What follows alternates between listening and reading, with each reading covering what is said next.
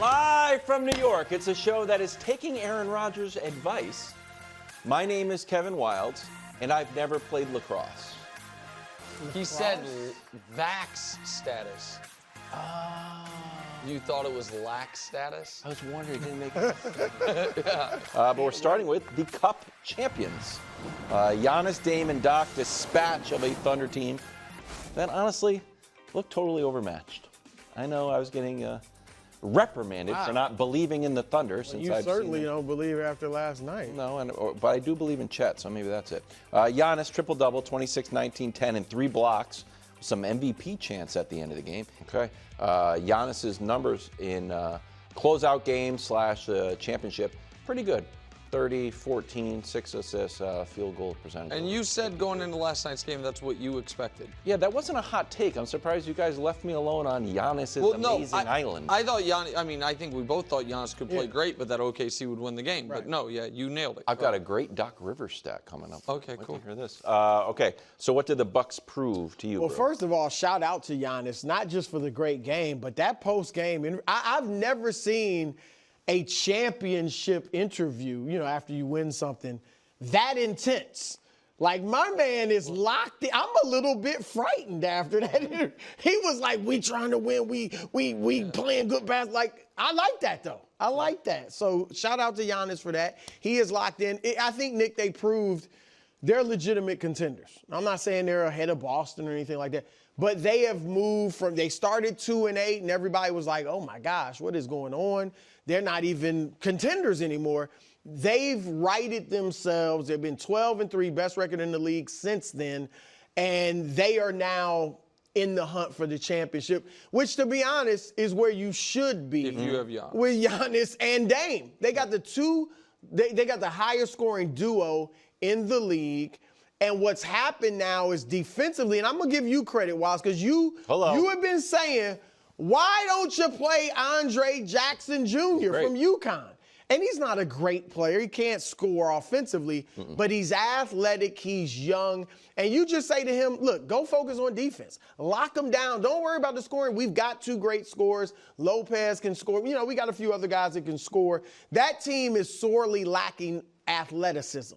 And so with him out there, and Taurean Prince is a good defender, you got guys. In fact, Brook Lopez and Giannis are good defenders too. So you can protect the rim with their size. And they're huge compared to a lot of NBA teams just with those two. And then when you got some athletes that can guard the perimeter, defensively, Nick, that's what's turned them around. Last night they held OKC to season lows in points, field goal percentage, and three-point percentage. And so I think the Bucks have shown, you know what? We are here, and we're going to have to be reckoned with. And luckily for OKC, these season lows will go into the atmosphere because this game doesn't actually count. Right, it's not on the basketball reference page. Like, I was looking up. I was like, when's the last time OKC only hit 5 threes in a game? So I went to their basketball reference schedule for the year, and I'm like, wait, this game's not on there. I'm like, oh, yeah, this is a make-believe game, but it's actually super important. They got to figure something out. So listen, on that note, I do want to say this before I get to the Bucks piece of it. Perfect for the NBA. Cosign. And LeBron winning this and caring, and then Giannis winning it and caring, I believe now means, and this isn't a retroactive thing, I joked about Jordan not having one, but I now think, standard set moving forward, this is a thing you need to have on your resume if you're a great player. That's a good take. Now that you remember, and I said, I didn't say it that way, but I said years from now people will be like, so-and-so's got 5 rings and 4 NBA cups. And I also think it's something like where it won't be as much of like how many you have, but you got to get one. Yeah. You know what I mean? And I feel like it would have been different had Houston won it this year. No disrespect to Houston, but it was fair. The fact that LeBron, Giannis, first 2, it's like, oh, it matters. It is indicative of something. So that's good. I do think the NBA should consider, in addition to the $500,000 cash bonuses for the players, giving the teams a win bonus in the standings. To where it's like you have a real incentive. Like, hey, man, if you finish the year with 50 wins, but you won the NBA Cup, you get credit for winning the Cup. So maybe it's the first tiebreaker or something? Or just a first tiebreaker, or just literally add a win. I know that the math then will be like, oh, they played 83 games, the other teams played 82, but so be it. You don't get a loss for OKC, but you get the win if you're the other team. Now, as far as Giannis, I agree with almost everything you said, Brew, and I was shocked at how little the odds makers agree. So this was one where DraftKings and FanDuel are way further opposed or off than I've seen on almost anything that matters. But right now on FanDuel, it's a major sports book, the Bucks have the 10th best championship odds. They're 27-1. They are behind Boston, OKC, you'd expect it, and then also the Knicks, the Mavs, the Cavs, the Nuggets, the Suns, the Warriors, and the Timberwolves. And I just think, while I don't think this is a perfectly built team, I think it has flaws, and I wouldn't be shocked if they get bounced in round one of the playoffs. I think it's on the board because the top of the East is so hard. But when you have Giannis, who is playing like this, if we put up his numbers, career high in points per game, almost 33 a game, career high in field goal percentage, has taken 17 threes all year. Love it. So that's, that was the biggest weakness of his game, so he just removed it. Yeah. It's essentially on pace for a career low in free throws. In three-pointers. Now, unfortunately, his free throw percentage is career low. 61's too low. He needs to be up in the mid-high 60s. But when you have that guy who cares as much as he does, you are more than in the mix. You are, after the best teams, everybody's flawed. Yeah. So go with the one who will have the best player. And Giannis will be that guy in that other group. Here's the other thing with Giannis. Nowadays, teams are forcing you to the mid-range. Yes. Like, they're kind of running you off the three and pushing you to the mid-range, and the floor is spread out. Giannis, with his size and athleticism, is not going to have to stop at the mid-range. He's going to go all the way to the basket, and there's not that much resistance there. And even if there was, with his skills and his height, he can still score there. But he's shooting 61%. Yeah. So I think it's easier for him to score. 61% on 32 a game is basically unprecedented territory. But in today's NBA, it's not much resistance at the rim. Looking forward quickly before we turn our attention to the Thunder. Why I agree with your add a win to the total. Remember last year the Lakers lost 5 of their next 6. So not only should the win not disappear, you probably expended more energy, some emotional capital that might show up. Now, luckily for the Bucks, they've got Cleveland on Friday in Cleveland. I could see them losing that. But then they don't play another team over 500, the Wizards, the Bulls, the Nets, Chicago, and Indiana. But I wanted to ask you if you had, or if you liked, Darvin Ham's suggestion where the Bucks did not celebrate. They left the Michelob Ultra there. They left the champagne there because they want to stay focused on the championship. I think it's fine. I thought Darvin gave some interesting quotes the last couple days. There's a whole article in Anscape about how he deserved an extension for what he did with the Lakers. I disagree with that. They had a better record, right? At this moment, yeah. I see that, people making you're trying to bait me into a Darvin Ham thing. I'm here for it. I'm here for my man's I thought you had a Doc Rivers thing. That's for the Thunder. Oh, it's for the Thunder. All right, well, go ahead. Nothing whets Nick Wright's appetite like a stat that he hasn't seen. No, I scoured the internet. I did want to see it. Yeah. I wanted to see it too. Yeah. Wow. Because, look, quickly on Doc, if they were just 14-11 and hadn't started 2-8, people would be like, it'd be disappointing. It'd be the same old Doc Rivers conversation. Like, what is Doc doing? Yeah. Thunder now weren't it looks good. They took 32 threes. They made 5 of them, as Brew mentioned, 34% overall. SGA came in averaging 30. He only put up 21. Season worse in pretty much every shooting category there was. Maybe just a random bad shooting night, but did the loss sour you on OKC? Certainly not sour. That's way too strong.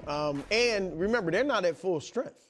They didn't have Chet Holmgren playing, and I know Middleton, for the Bucks, but they didn't have he's limited. They didn't have Holmgren, who will be back, whether it's January, early February, whatever. Yeah. He'll get reevaluated in January, and we'll see. But Chet is a really good player and getting better. So he's a future, at least star. I think maybe I'd lean towards superstar, future superstar. Don't tell me anything. Yeah, and I do think at some point they need to win some important games. All right, last year, #1 seed in the West, get beat in 6 by Dallas. This year, #1 seed in the West, don't even compete well in this game. And like I said, had several season lows. Well, yeah, but the semifinal was, I guess, an important game. Like you know what I mean? They haven't had a bunch of opportunities. Here's the thing with the challenge with them.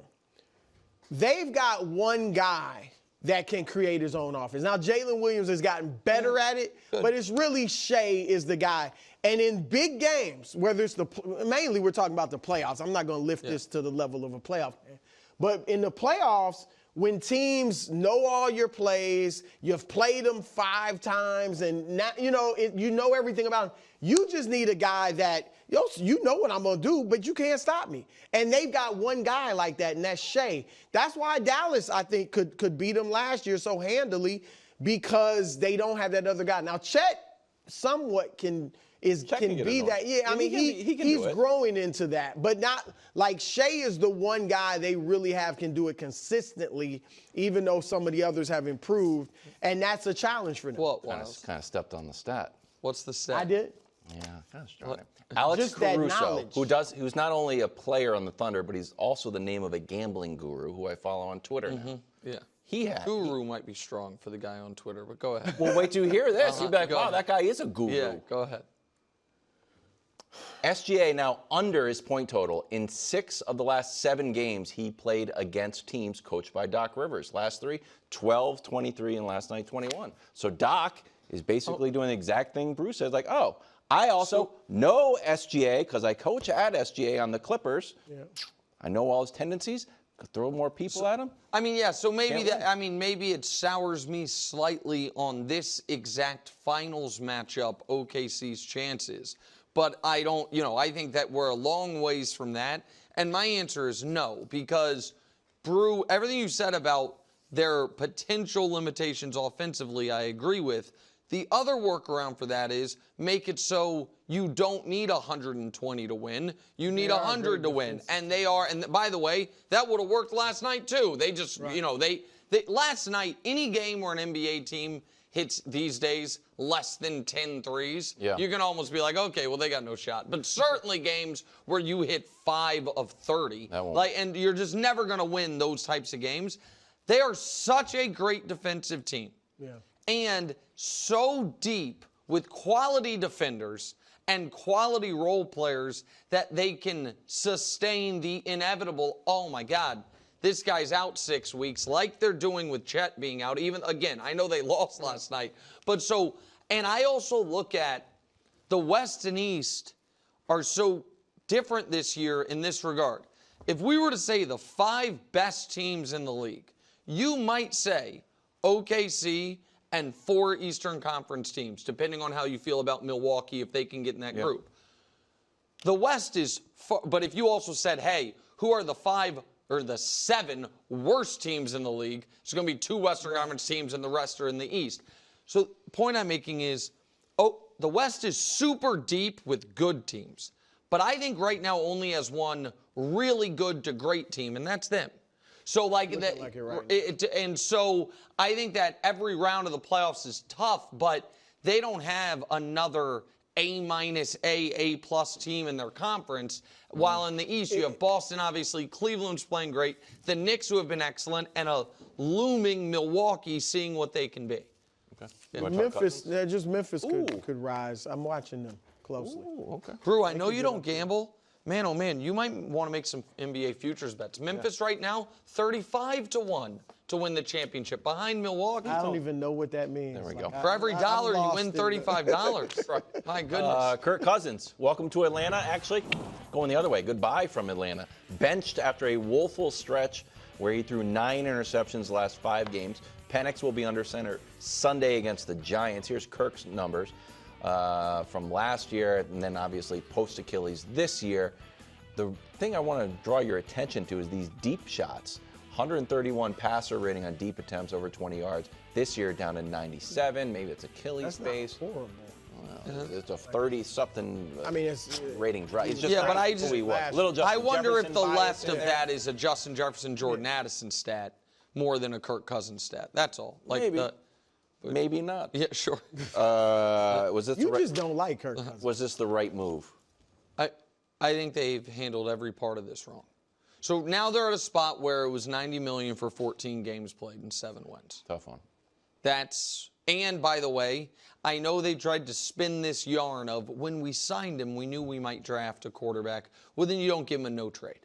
Like, I do not think Kirk Cousins was going to ultimately turn down your $90 million fully guaranteed. That's wild. 4-year, Like, 180. and the no trade. Right, you know what I mean? It's like when it's almost like the OKC trade that netted them Shea when they got all those first-round picks for Paul George and I think like a 2029 second. It's like, really? Like that was going to scotch the deal, or you were like, no, I want that too, and you just gave it to him.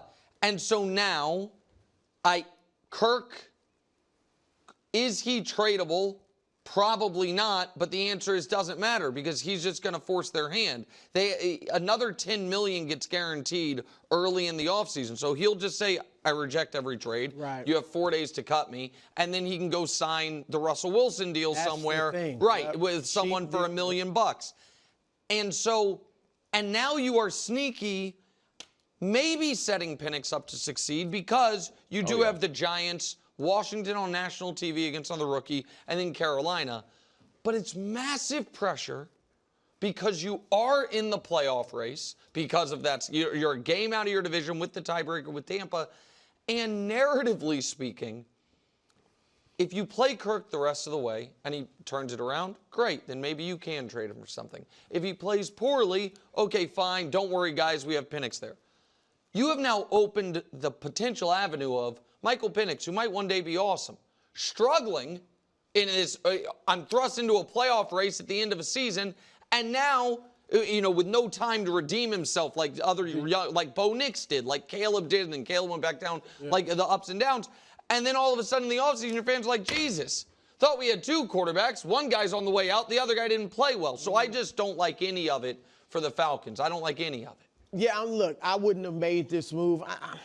It's not going to kill me because obviously Cousins was playing so poorly.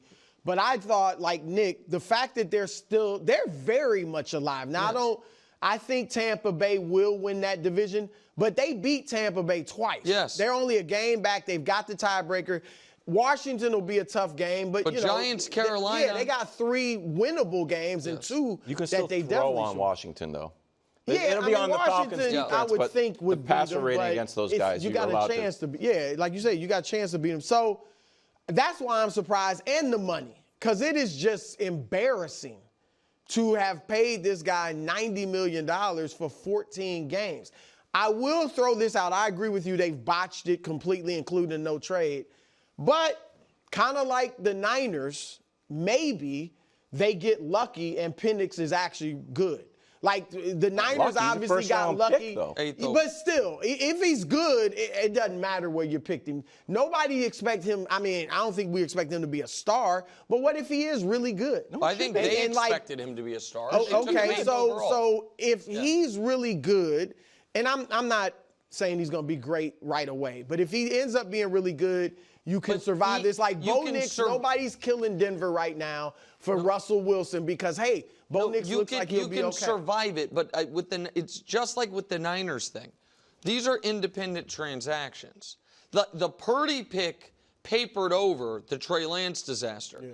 But absent the Trey Lance disaster, maybe Brock Purdy won a Super Bowl last year because he had first-round pick, because you had Micah Parsons on the team instead of nothing. Even if Penix works out, what you are missing there is the $90 million worth of players that you otherwise could have had. So, you know what? So, again, it's bad. They're just independent things. You just might survive it. Can I say one thing to break? As you know, I'm the Achilles expert on the show, editor and CEO of Hobble Watch. Yes. When you look at people who have hurt their Achilles, the main person who has come back and like, wow, it doesn't even look like he hurt his Achilles, was Kevin Durant.